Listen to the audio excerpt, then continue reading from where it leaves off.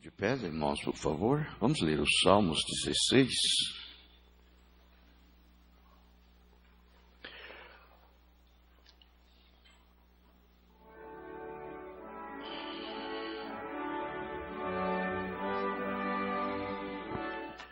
Salmos número 16. A confiança e a felicidade do crente e a certeza da vida eterna. Guarda-me, ó Deus, porque em ti confio.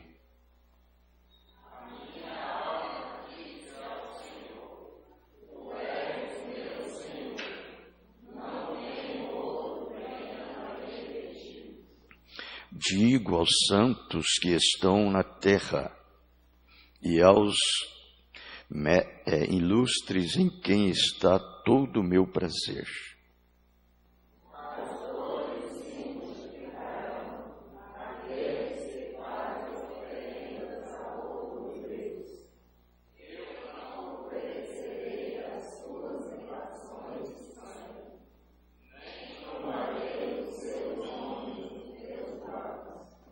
O Senhor é a porção da minha herança e o meu cálice.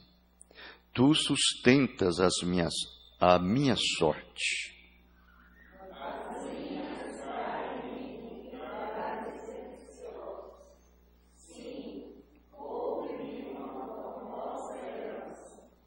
Louvarei ao Senhor, que me aconselhou. Até o meu coração me ensina de noite.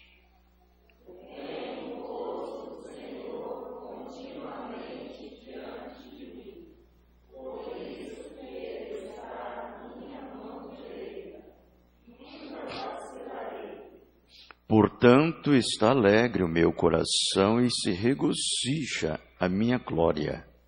Também a minha carne repousará segura.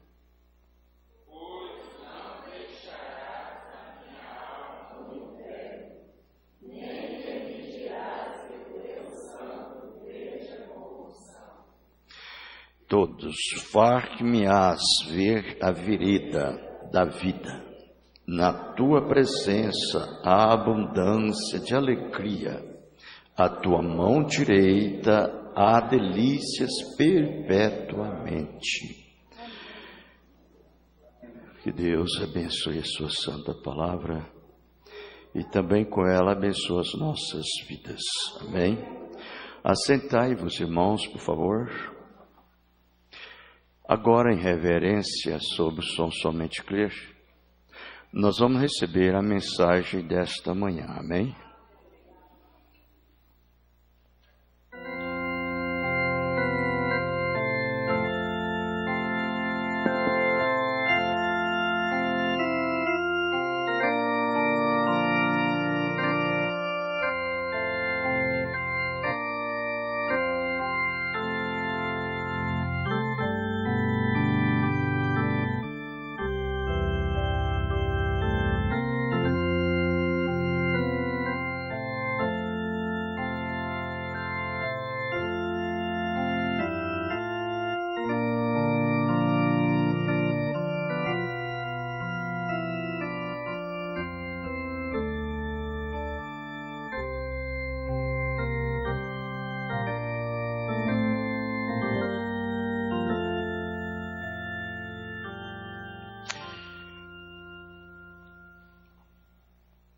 Amém. Deus continue nos abençoando. A escritura que nós basearemos a escola pela manhã nesses Salmos, o verso 9, o 10, onde ele disse: portanto está alegre o meu coração e se regozija a minha glória, também a minha carne repousará segura, pois não deixarás a minha alma no inferno, nem permitirá que o teu santo veja corrupção. Amém? Uma coisa que nós devemos acentuar com muita segurança, com toda a importância,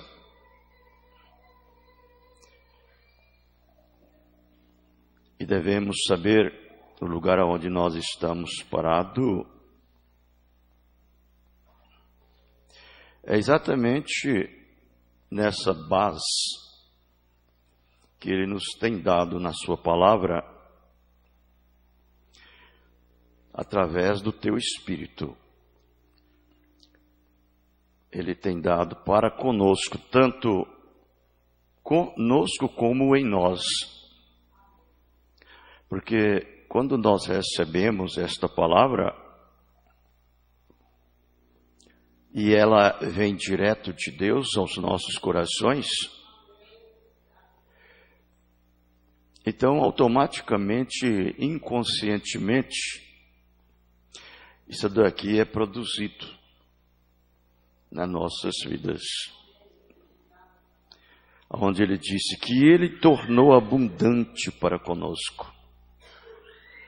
Ele tornou abundante para conosco em toda sabedoria e prudência. Em toda, não parte. Em toda. Sabedoria e prudência. Esta nós sabemos, já temos aprendido. Deus não trata suas coisas, o seu trabalho, a sua obra em sabedoria mundana. Ele trata na sabedoria divina. É uma sabedoria eterna. E que Ele tem feito abundar para com cada um é a sabedoria divina. Abundantemente, toda sabedoria e prudência. Esta prudência é uma vivacidade que Ele dá a esse filho, o qual ele tem automaticamente na sua vida, quando ele chega a este lugar. Ele é uma pessoa prudente. Uma pessoa prudente, ela é diligente.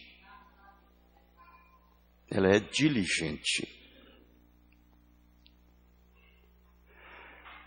Isso corresponde ou responde, como disse Paulo aos Hebreus 2. Diz, pondo toda a diligência naquilo que já temos ouvido,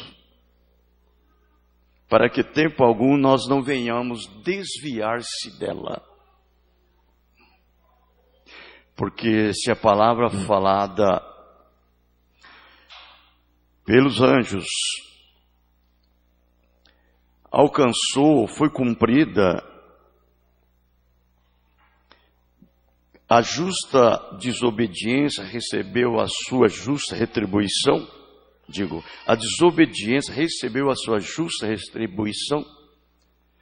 Ele diz, como não seria se nós não atentarmos para estas verdades? Que Deus confirmou pelos apóstolos e também foi anunciada por Ele mesmo a nós.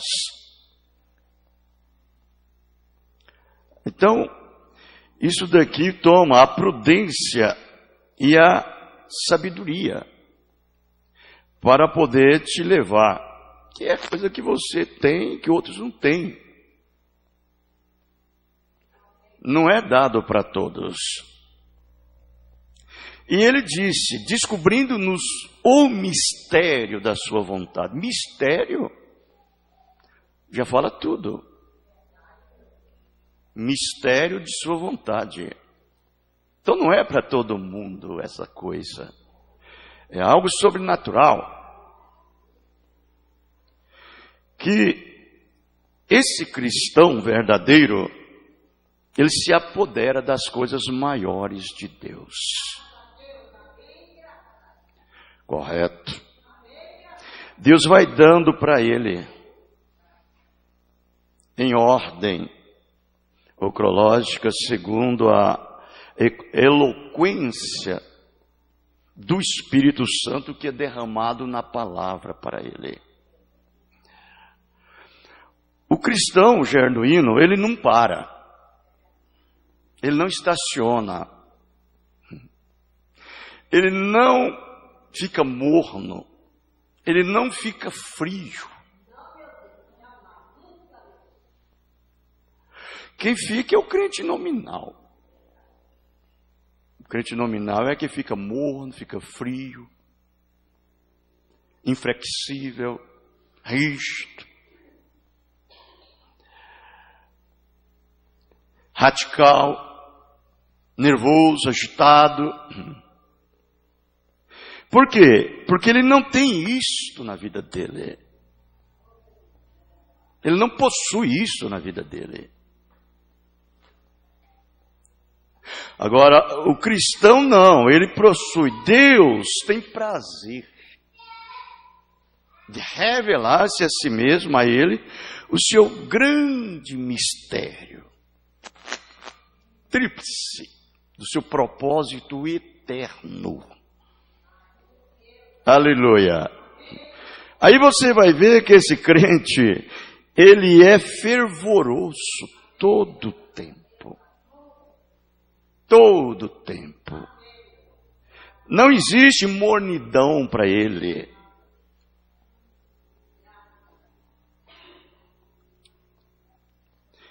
Então esse mistério da sua vontade, segundo o seu beneplácito, que propusera em si mesmo.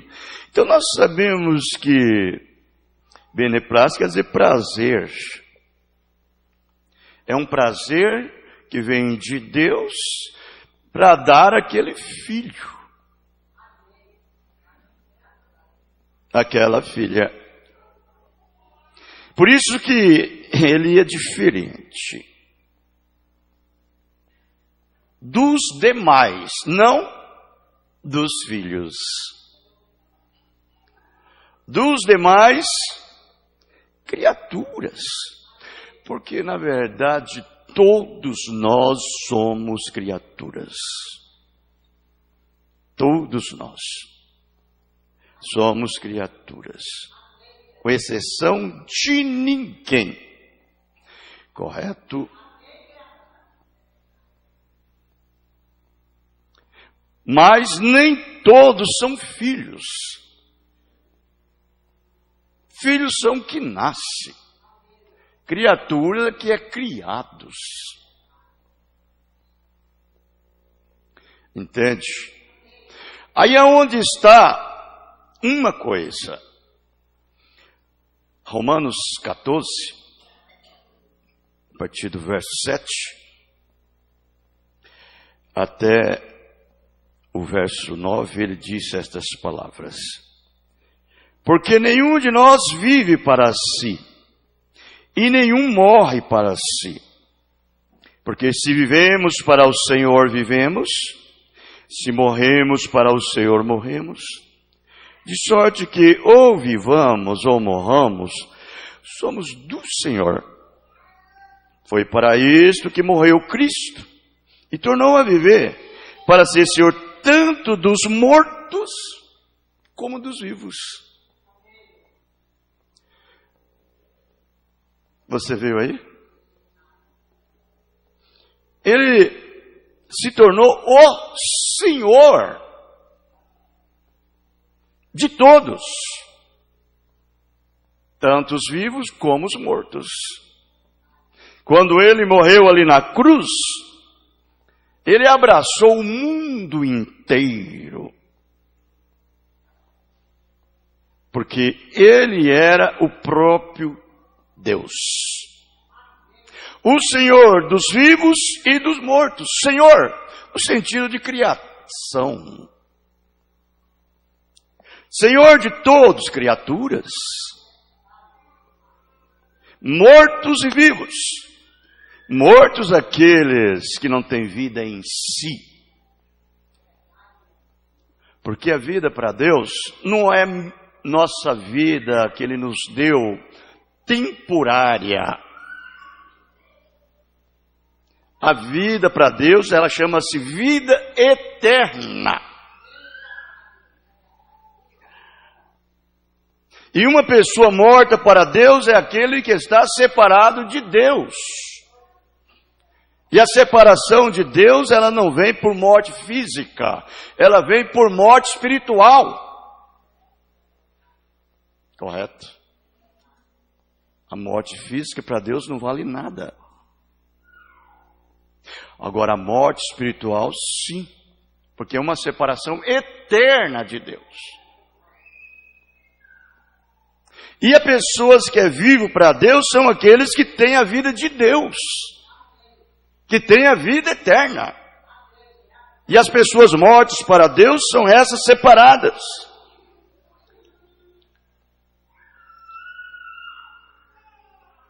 Agora, como criação, todos são criação dele. Desde o jardim do Éden, o Gênesis, até os céus. Tudo são suas criaturas.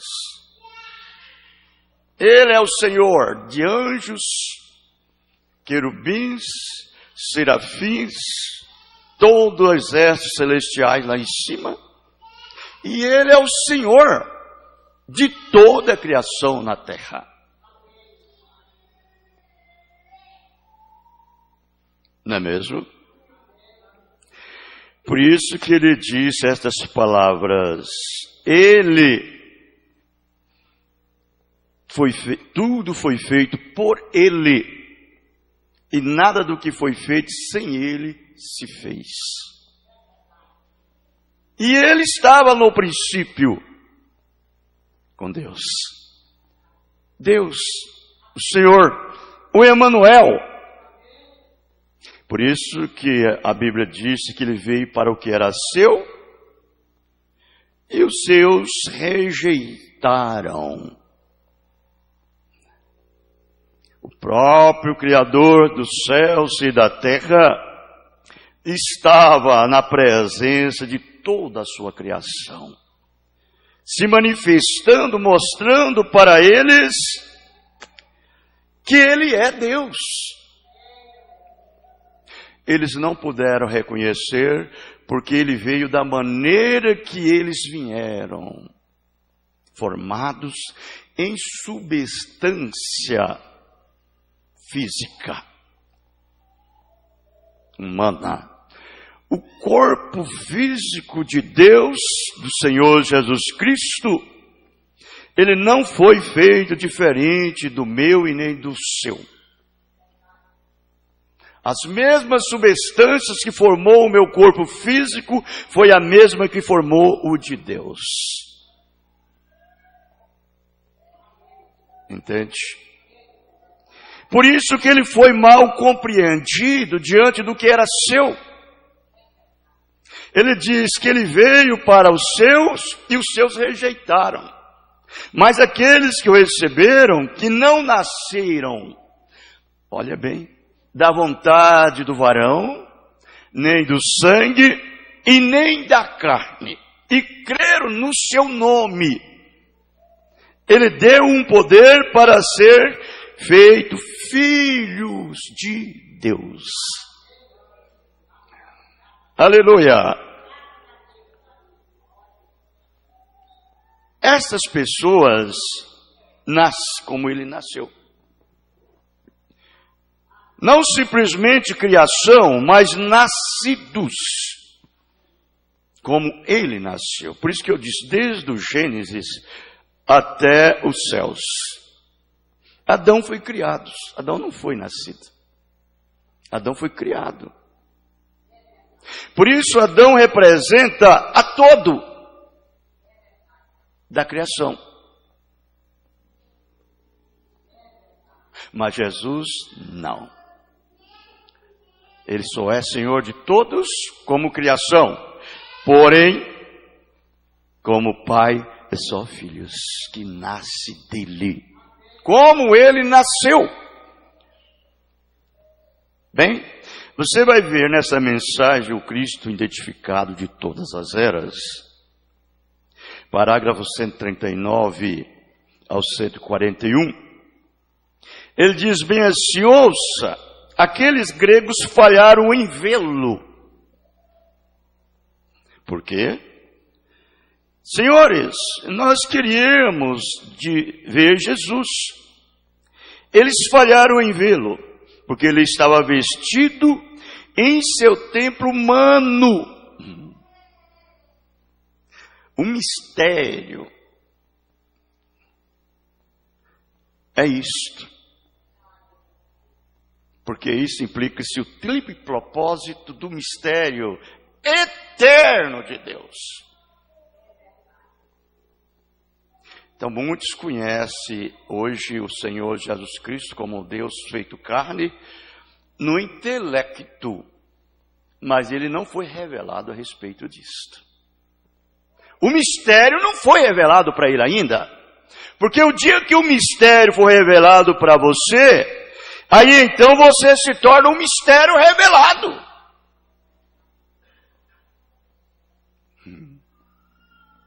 É a minoria. É a minoria. Não é a maioria. É a minoria que é revelado. Quando esse prazer do Pai é manifestado a esse filho, ele é coigual ao Pai.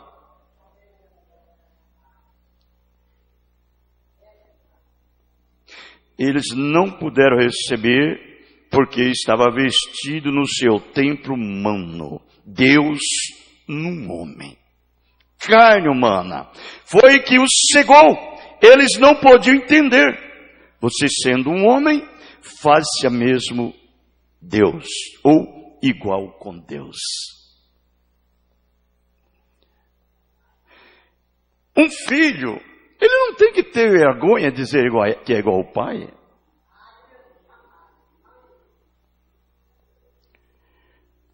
A vida que está correndo no sangue daquele pai, é a mesma que corre na vida daquele filho.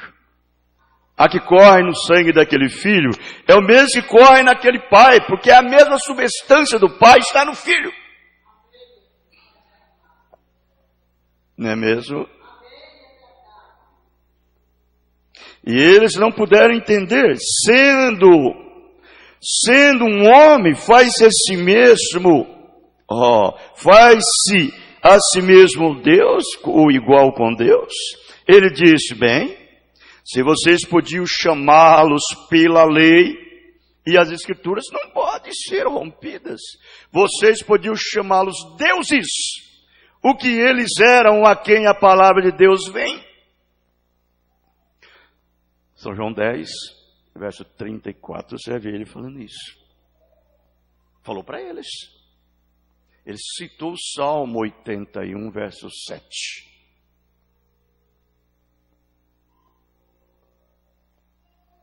Então ele é a plenitude da palavra.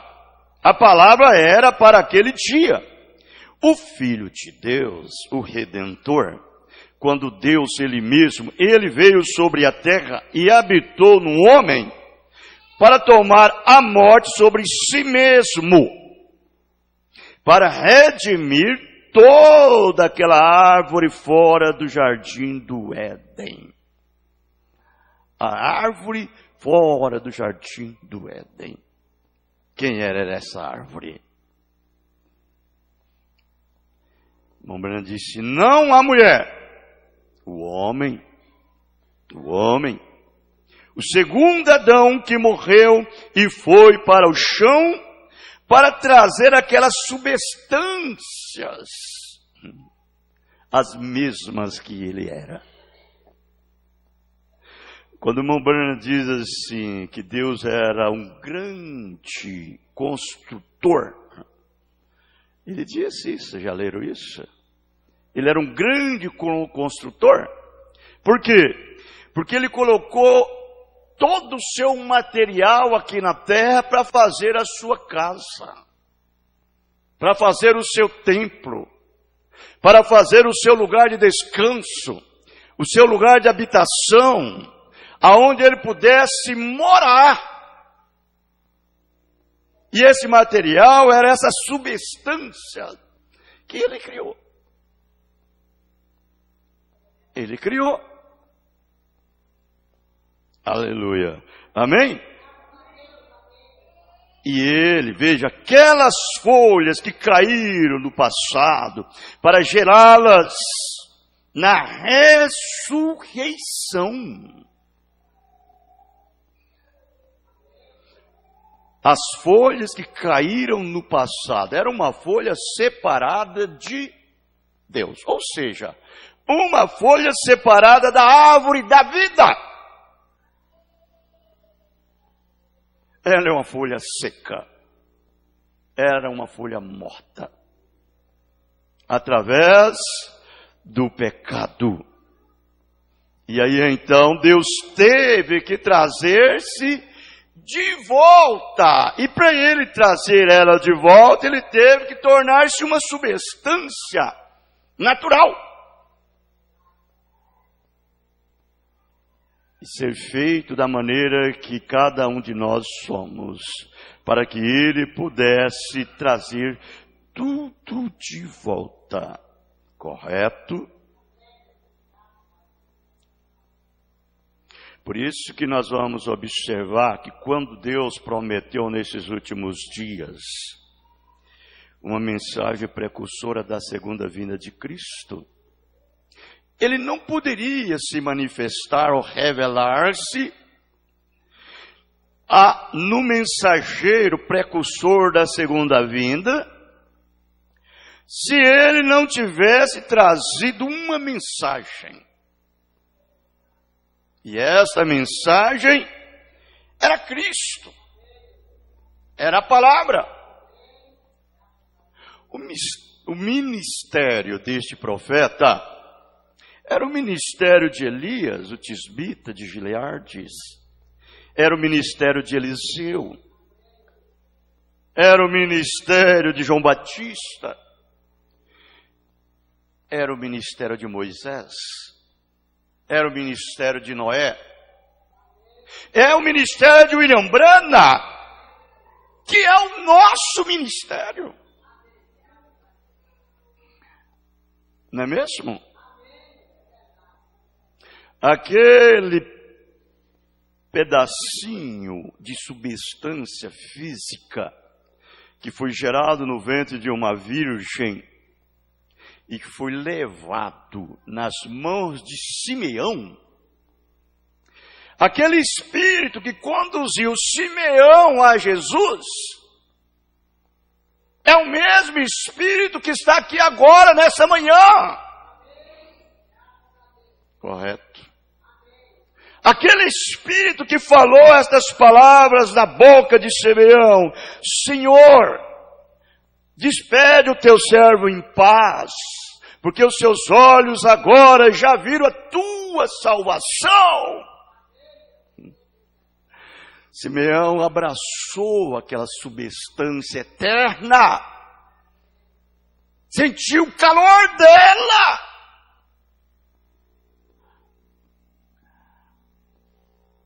Bem, irmãos, é a mesma hoje que nós temos. Não é diferente, não.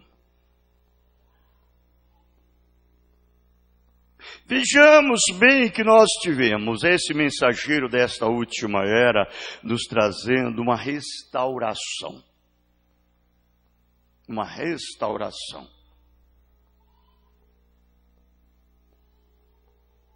Nós tivemos essa restauração, não foi na era de Sardes e nem na era de Filadélfia. Não, nós tivemos na última era. Por quê? Porque nas eras passadas, não tinha nada para ser restaurado. Esse grão da primícia que foi rejeitado por eles, o trigo que é Jesus, ele caiu na terra, foi plantado. Naquela manhã de ressurreição que ele veio, aí você vai ver que ele se manifestou a todos eles numa tarde-se. Ele morreu sexta-feira à tarde, foi plantado na terra sexta-feira à tarde. No sábado, ele estava na terra. Na manhã de ressurreição, no primeiro dia, ele ressuscitou. Mas ele não apareceu à sua igreja. Houve um ruído, um rumor. Foi Maria que foi lá no túmulo dele e encontrou com ele, mas ele não encontrou com a igreja. De manhã. Mas disse para ela: vai aos meus irmãos, aos vossos irmãos, diga para eles que me esperem lá, porque eu vou ao vosso pai, ao meu pai, e encontrarei com vós lá. E ela, ó, foi lá: eu vi o Senhor, ele ressuscitou. Na manhã de ressurreição. E quando ele apareceu para eles, ele apareceu no entardecer. Vejam bem, foi no entardecer, e ele entrou neles. Aí é onde ele estabeleceu a sua substância.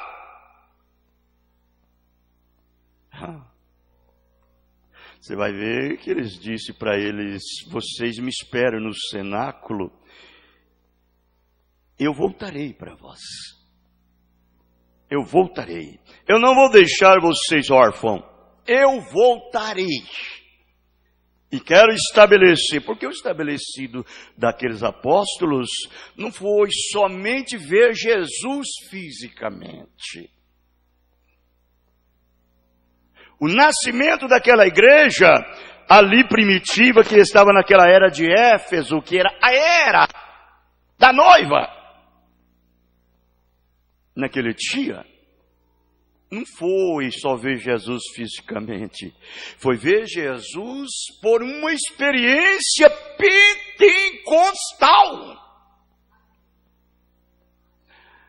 Foi quando Jesus subiu a ascensão aos céus e voltou na forma do Espírito Santo e entrou neles.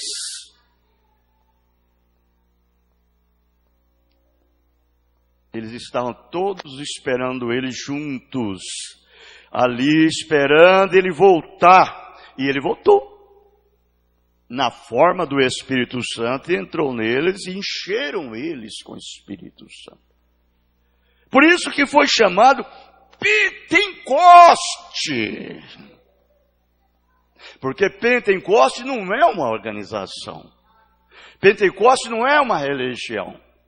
Pentecoste não é ser religioso. Pentecoste não é uma denominação.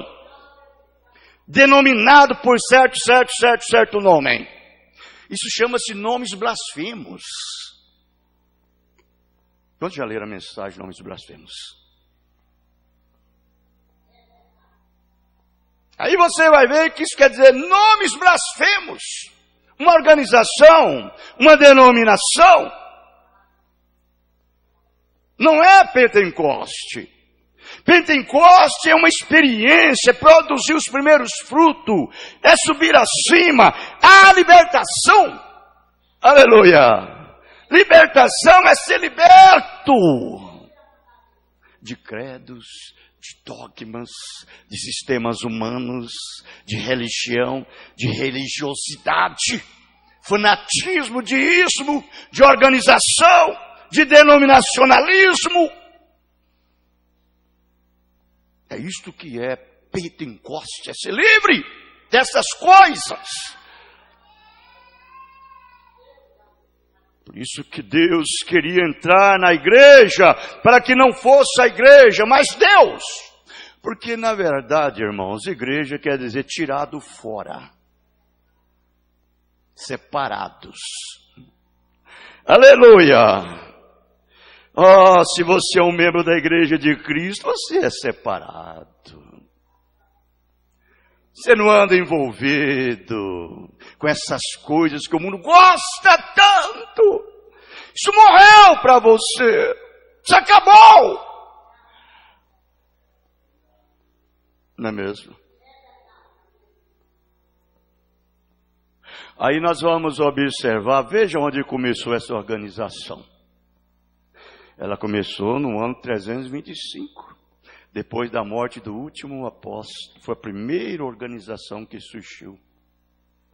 Foi o casamento ilícito da igreja nominal igreja cristã nominal de Roma com a igreja pagã imperial de Roma. Esse casamento ilícito que estava tipificado no casamento de Acabe e de Jezabel, e de Herodes e Herodias. Ali começou a primeira igreja organizada. Ali quer dizer, ali foi aonde a igreja morreu. Se denominou, se organizou.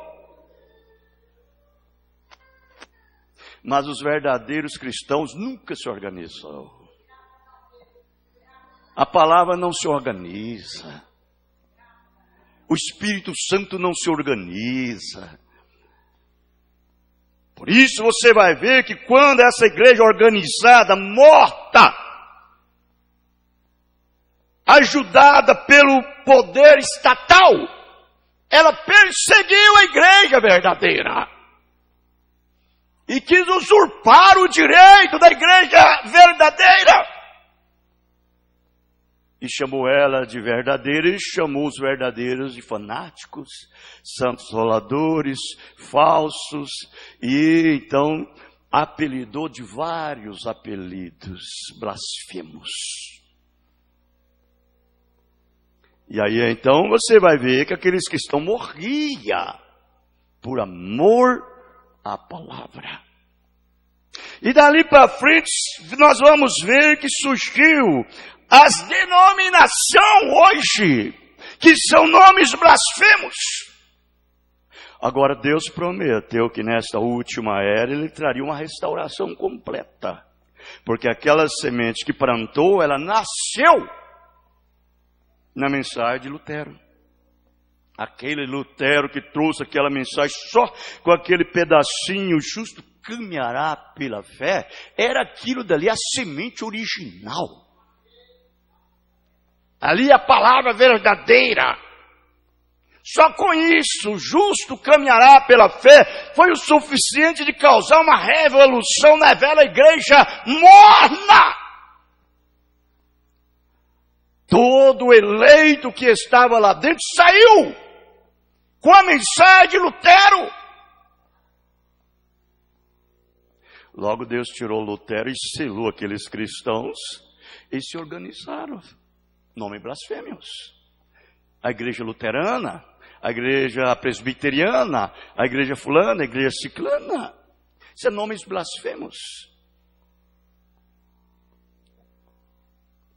Organização, mas veio no meio daquela organização pessoas que não conheceram a mensagem de Lutero. Aí Deus levantou Wesley com a mensagem de santificação, pela qual ninguém verá Deus. Hebreus 14. Vamos fazer uma limpeza. Aí Wesley entrou com a mensagem de santificação pela fé.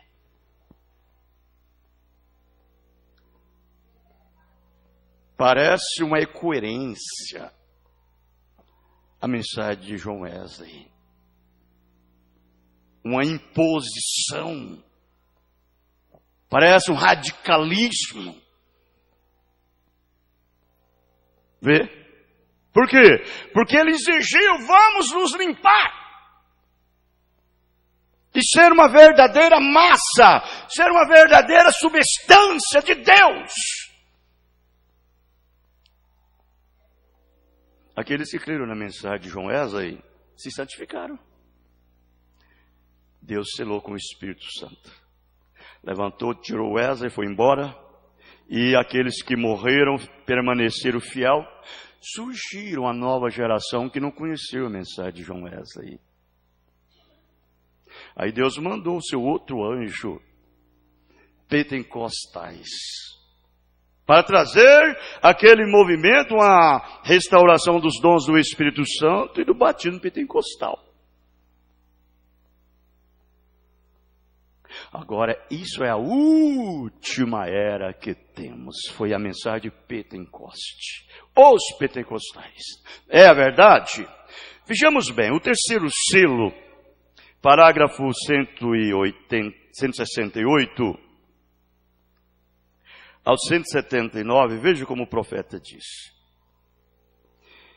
E não há ninguém sobre a face da terra que possa negar que esta é a última era. Por quê? A era da igreja de Laodiceia, ou a sétima era da igreja. E aqui estamos nós, o segundo período de 2000 anos. Está se acabando, já não há mais eras da igreja. Essa é a razão pela qual vocês, irmãos da chuva tardia, não poderiam começar outra organização. Aleluia. Porque é a última, irmãos.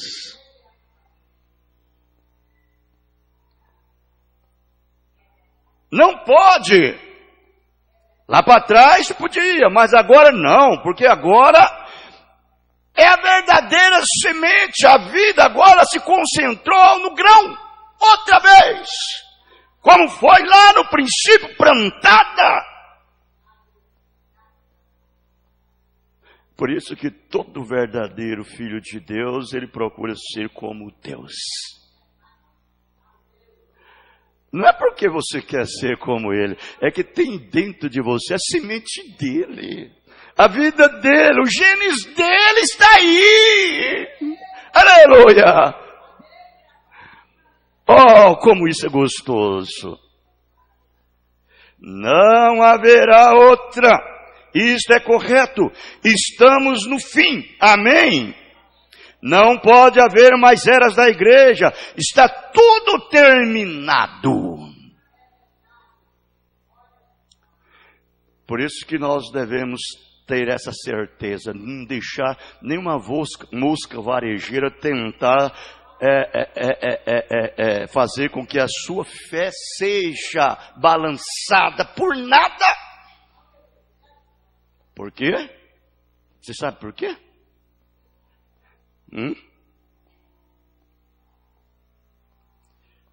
É porque você veio a 3 etapas no seu nascimento. Você não veio por um parto forçado, por uma cesárea, de jeito nenhum. Houve as 3 substâncias que rompeu no seu nascimento. E um verdadeiro cristão, filho de Deus, ele é nascido de Deus.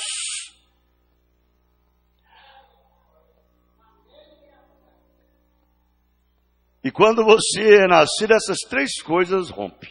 Vejam, mas então, se a mensagem pentecostal foi a última mensagem, que é a justificação? Que é a santificação? E o batismo do Espírito Santo?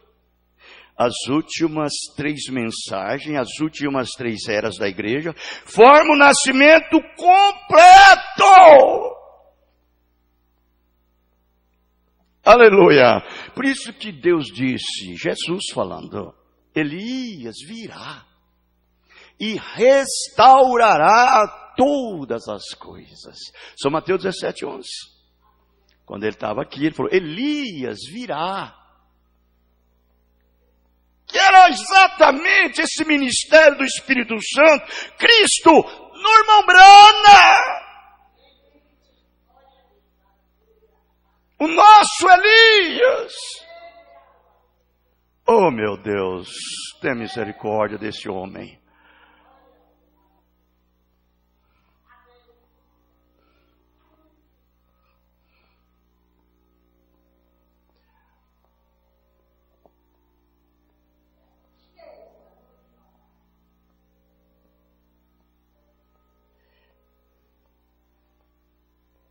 E ele veio com essa comissão, restauração, e revelar os segredos e os mistérios escondidos. Por isso que a Bíblia fala em São João 14, o verso 26. Aquele Consolador, o Espírito de verdade, que o Pai vos enviará. Ele vos lembrará de tudo o que eu vos tenho falado e ensinarão coisas que hão de acontecer. Aleluia! Graça, graça, graça. Ele traria de volta a restauração da fé dos pais aos filhos e dos filhos aos pais, apostólico, apóstolos, profeta. Por isso que você vai ver Paulo dizendo que nós juntamente com eles estão edificados casa espiritual.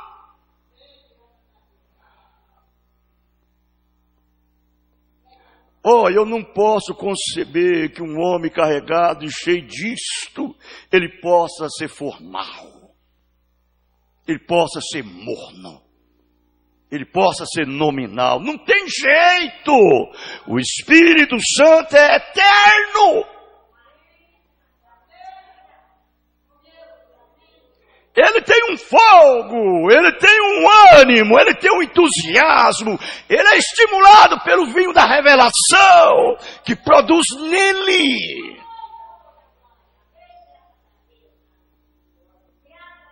Esse crente formal, nominal, que endossa o seu nascimento espiritual em unir uma igreja, ser um membro do tabernáculo da fé, ser um verdadeiro vernizador de banco.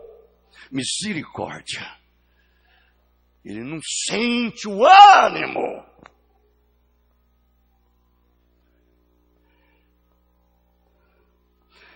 Vejam, temos um nascimento completo. Como, por exemplo, quando uma mulher está vai ter um bebê. A primeira coisa é a água. Logo o sangue, finalmente a vida. Irmãos, não deixa Satanás te enganar, não. Ser iludido. Quando eles mataram Jesus, olha aqui. Jesus na cruz. Estas substâncias, eu estou falando sobre substâncias. Essas substâncias saíram do seu corpo para formar um novo corpo. Aleluia! Por isso que eu digo, essa noiva de Jesus Cristo, ela é perfeita.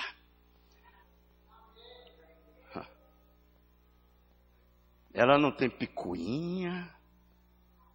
Ela não tem nhanhá. Não. De jeito nenhum. Ela é perfeita. Saiu isso dele para formar esse novo corpo. Produzir o nascimento. Ferir o seu lado. Sangue e água saíram. E em 2 mãos entrego o meu espírito, ele disse. O que saiu do seu corpo foi água, sangue, espírito. E agora a Bíblia fala na primeira carta de João 5, verso 7. Nos fala a respeito disso. 3 são os que testificam no céu. O Pai, a Palavra e o Espírito Santo. E esses 3 são Esses 3 são um. E 3 são que testificam na terra: água, o sangue e o Espírito. Esses 3 não são um, mas concordam em um. Esse é o novo nascimento de um verdadeiro atributo de Deus. Um verdadeiro cristão. Que saiu essa substância dele e entrou em você.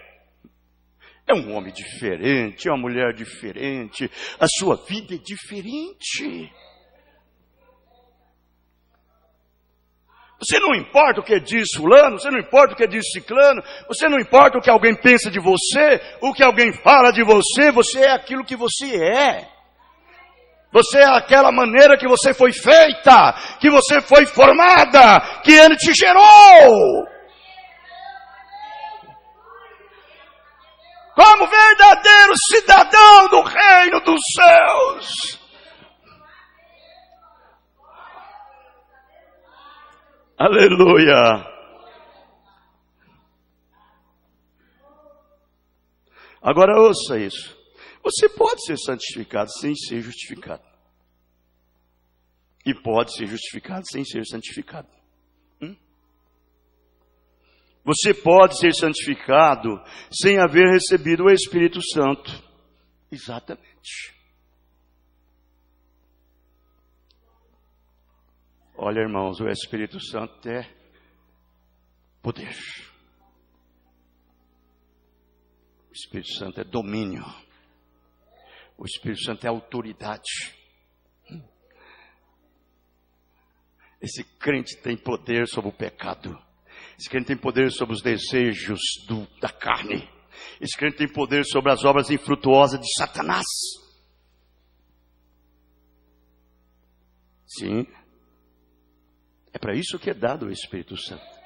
Esses discípulos já tinham sido justificados, eles já tinham sido santificados, mas faltava receber poder. Não é mesmo? Você leia lá São João 17 que você vai ver. Eles foram justificados pela mensagem de João, foram santificados em Jesus Cristo, mas faltava ainda alguma coisa. Mas eles podiam expulsar demônios, falar em línguas, profetizar, fazer tudo. Por quê? Eles tinham uma vida santificada, mas vazia. E Judas estava no meio deles. Judas estava com eles. Judas é o tipo desse crente que não tem o Espírito Santo, mas é justificado, é santificado. Vai à igreja, vem à igreja, faz isso, faz aquilo, mas na hora de assumir a responsabilidade, ele pula para trás, como um bode de medo da água. Foi o que Judas fez. Não, o pastor está falando isso. Não é assim não, eu tenho a minha própria ideia. Judas. Vejam. O profeta disse, os discípulos em João 17 foram santificados também. Havia recebido poder para expulsar demônios. Porém, ainda não tinham o Espírito Santo. Vê? Claro, tiveram que subir a Pentecoste, esperar lá, até que o Espírito Santo vir. Quando o Espírito Santo entra em um homem, entra em uma mulher, irmãos, eu duvido Satanás enganar ele. Eu duvido Satanás enganar ela. O Espírito Santo não deixa. Satanás, a melhor coisa que você deve fazer é cair fora. Vamos, rápido, correndo. E ele corre mesmo. Esse crente, ele é fervoroso, ele é estimulado. Ele tem por dentro algo que ninguém tem. Somente aquele que é como ele.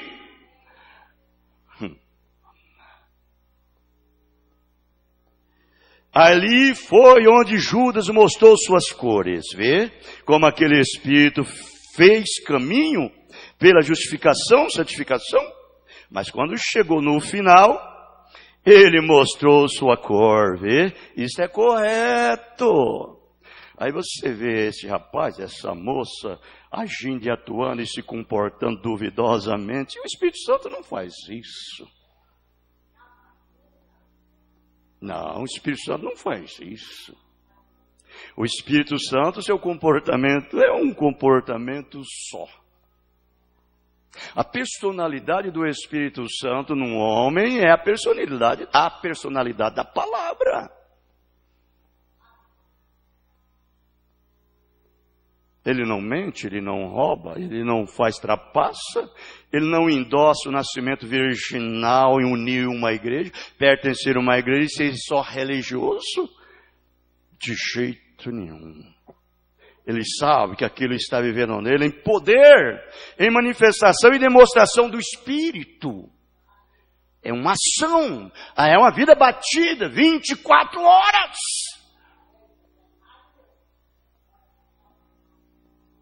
Não é mesmo? É a verdade. É a verdade, irmãos. O Espírito Santo, ele não se mistura. Não. O Espírito Santo não se mistura. Veja lá o que é o Espírito Santo no crente. A fé que ele dá para esse cristão. Que fé! É uma fé tremenda. Leia lá Jesus falando. Em São Mateus, capítulo 13, verso 31, ele diz. Ele comparou como uma sementinha mais pequena entre todas as sementes. O grão de mostarda. É a fé que é dado um filho de Deus, correto? Essa mensagem de perseverança, o irmão Brana fala.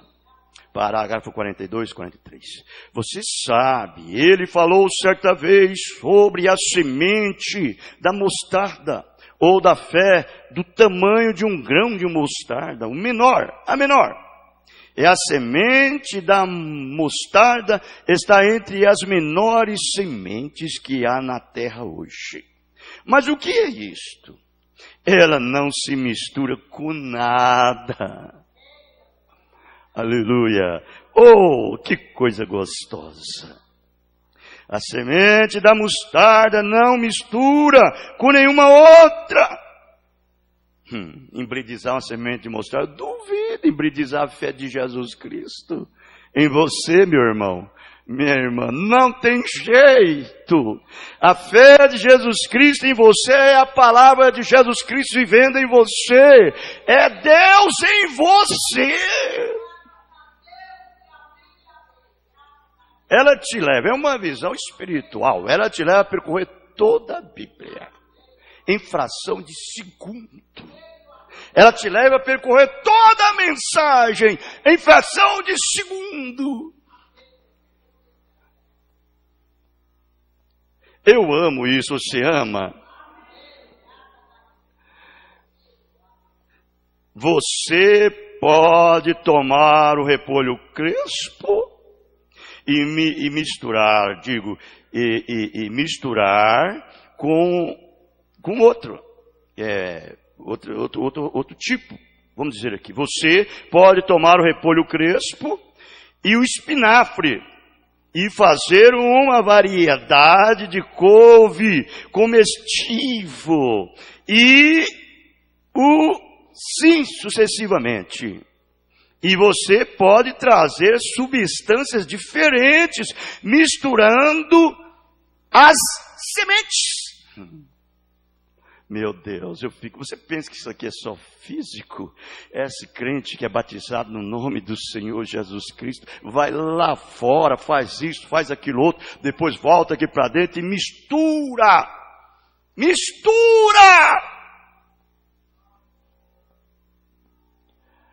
Uma variedade de semente.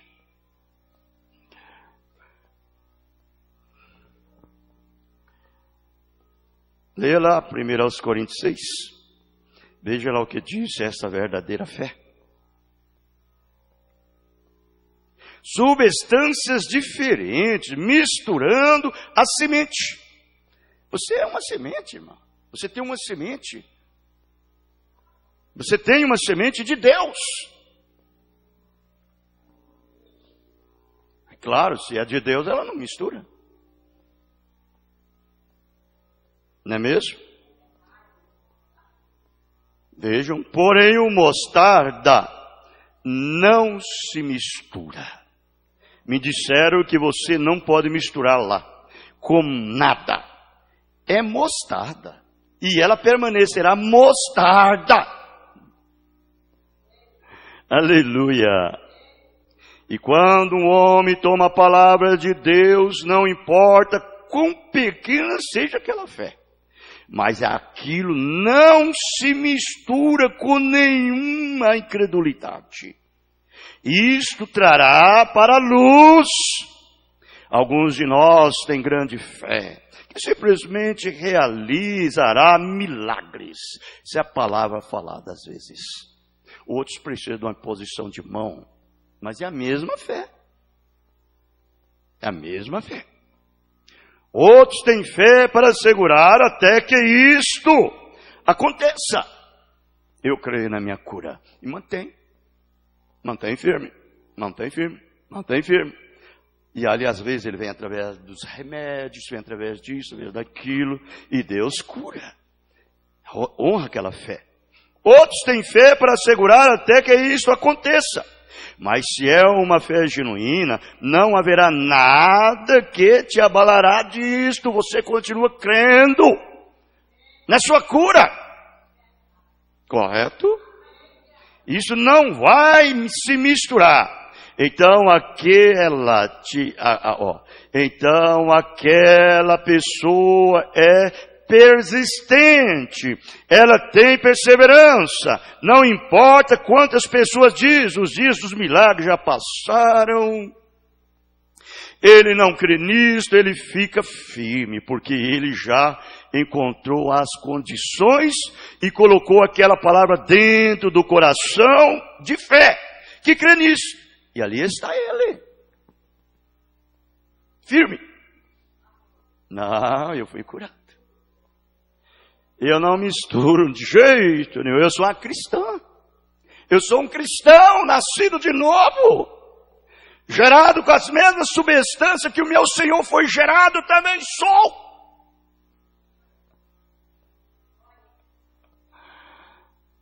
Gerado, como disse a Bíblia. Primeira carta de Pedro, capítulo 1, verso 23.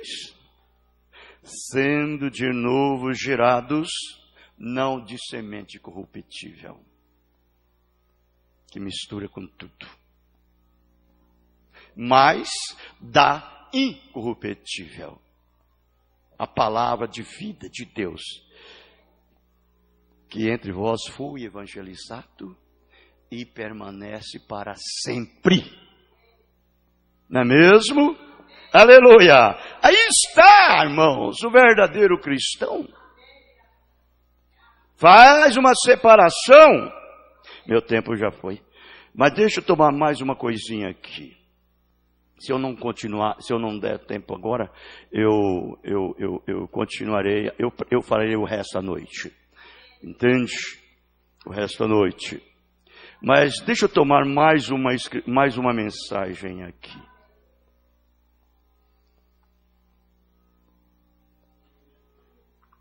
Deixa eu ver isso daqui.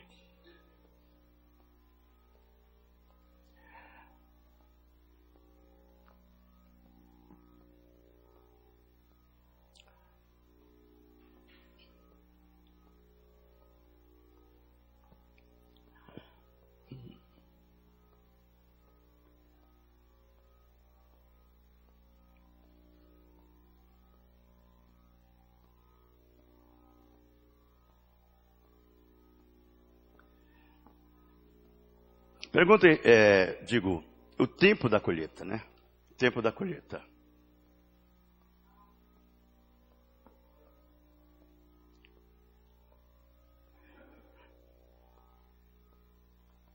Não sei se eu coisei aqui, a gente vai meio rápido, meio com pressa. Não estou conseguindo ver o parágrafo aqui. Mas eu creio que é o tempo da colheita.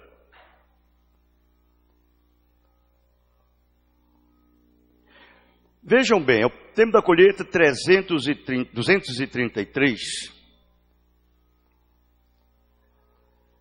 ao 237. Ele disse: quão diferente de Jesus, ele permaneceu com a palavra. E agora, para os próximos poucos minutos, que eu quero provar que todas essas coisas são a verdade, através de ambos na natureza e da palavra, juntando isto. Isto prova que ele era a palavra feita carne para o pão. Ele era a palavra feita carne, pois ele refletia o quê? Somente a palavra. Vejam, você lembra que eu disse que nós somos formados da mesma substância dele? Se você é uma epístola escrita, você reflete somente a palavra. É o Mobrana falando. Somente a palavra. Não o que o seminário diz, ou o que alguém diz, ou o que a senhorita Jones pensa sobre isto, o que o doutor fulano pensa sobre isto, mas o que Deus diz a respeito disto. Céus e terra passarão, mas as minhas palavras não passarão. Jeito nenhum. Que cada palavra do homem seja mentira, e a minha verdade, seja o que for que romper um dos menores desses mandamentos. E é ensinar aos homens assim, seja quem for que tirar uma palavra deste livro, ou acrescentar uma palavra a isto, nem só de pão viverá o homem, mas através de cada palavra que sai da boca de Deus. Viva eternamente através daquela palavra. É um perigo você misturar, como eu disse, né? O seu nascimento virginal com credo, dogma. Credo e dogma é até mesmo simplesmente um vernizador de banco. Até um membro da igreja Tabernáculo da Fé. É um credo, é um dogma. Você misturar isso, só porque é batizado no nome de Jesus, Jesus é justificação. Só porque é santificado com o sangue dele, santificado com o sangue dele é santificação. O importante é você ter a vida dele vivendo em você. É ser um verdadeiro pentecostal. Dando sequência e continuidade nessa obra pentecostal. Claro que sim. Não é mesmo? É a verdade. Da mesma forma que você tem que viver através de substâncias mortas, você tem que ter Cristo para viver aqui, ou você morre. Essa morte é morte espiritual. Você morre. E o que é Cristo? No princípio era o Verbo, e o Verbo estava com Deus, e o Verbo era Deus, e o Verbo se fez carne e habitou no nosso meio. E você é a mesma epístola escrita. Uma para uma era, a era de Martim Lutero, uma para a outra era, para a santificação de Wesley, para a luz daquela era, ou para aquela hora. Mas eles falharam em ver isto. Você reflete somente isto. Não é o que nós temos hoje? Vai pela cabeça dessas pessoas. Ainda mais esses crentes entre aspas. Eu tenho nojo disto. Outros fixaram embora em somente falharam em um ponto. Mas ele não, Jesus não.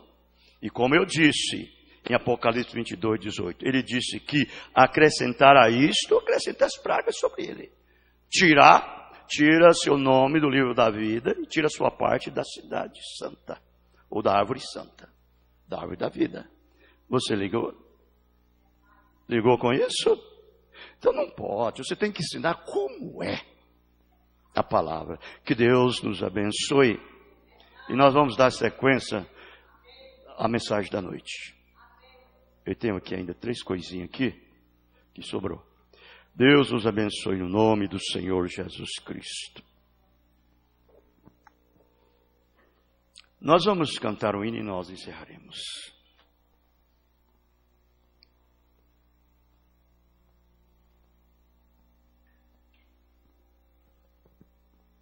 Vamos cantar o 101, Amor de Jesus.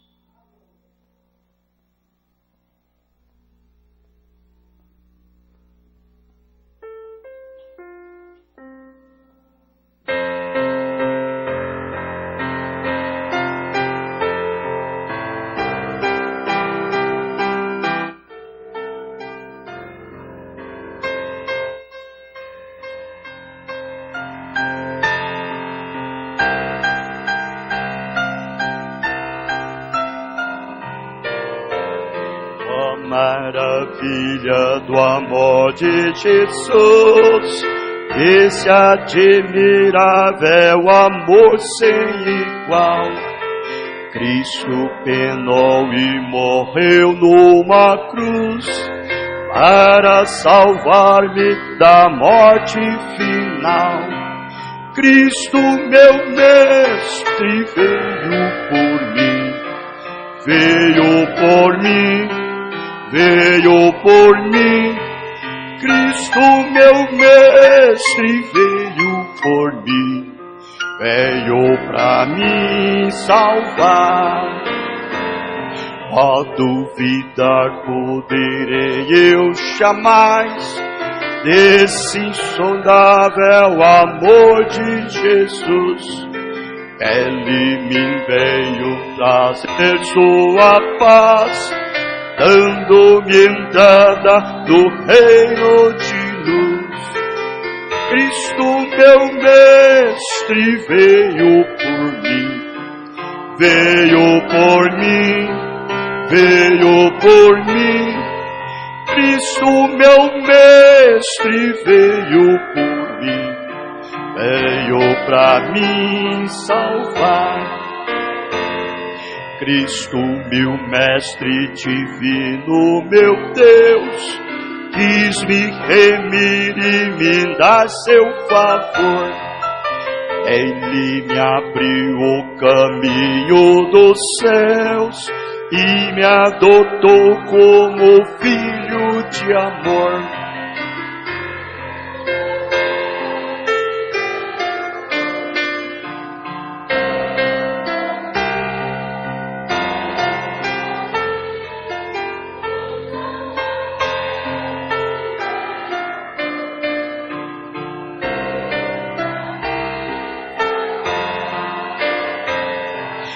Vou me entregar a Jesus e fiel, quero fazer conhecido esse amor que me salvou de uma morte cruel.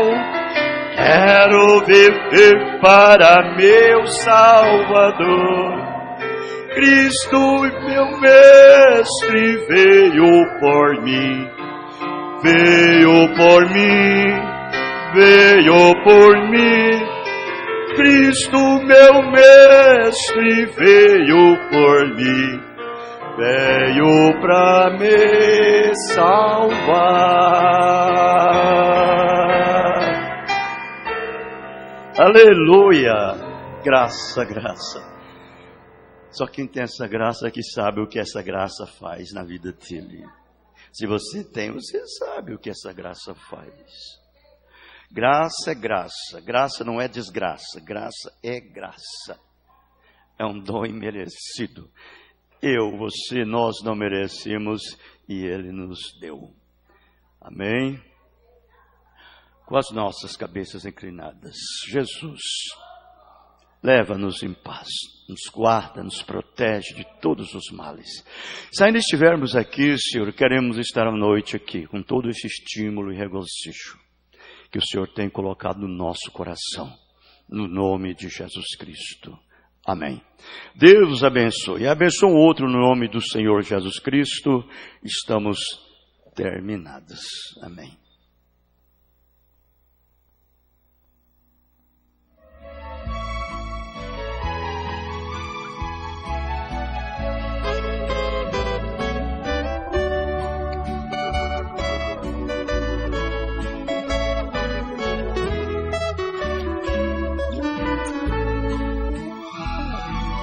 Nações rompendo, Israel crescendo, sinais que o profeta falou.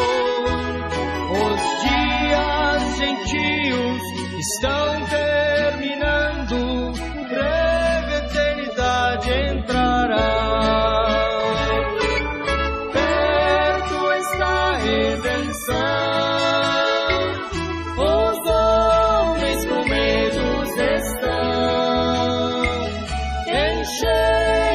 Espírito, acendei vossas lâmpadas, olhai perto está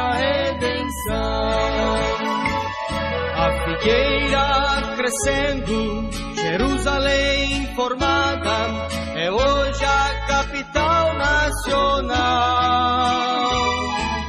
Judeus clamando e chuva caindo, voos ó dispersos aos seus. Perto está a redenção, os homens com medos estão. Enchei do Espírito, acendei vossas lâmpadas. Olhai, perto está a redenção.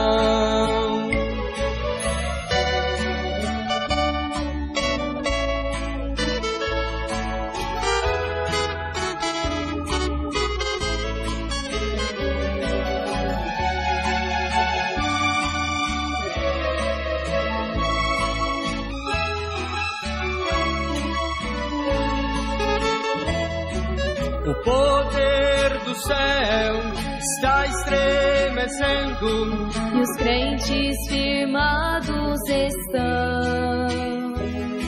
A igreja de Deus está em poder, movendo o eleito da hora. Perto está a redenção, os homens com medos estão. Enchei do Espírito, acendei vossas lâmpadas. Olhai, perto está a redenção. Falsos profetas estão mentindo, negando a verdade de Deus. Cristo Jesus é o nosso Deus, esta é a revelação. A day of redemption is near. Man's hearts are fading for fear. Be filled with the Spirit, your lamp trimmed and clear. Look up, your redemption is near. Perto está a redenção,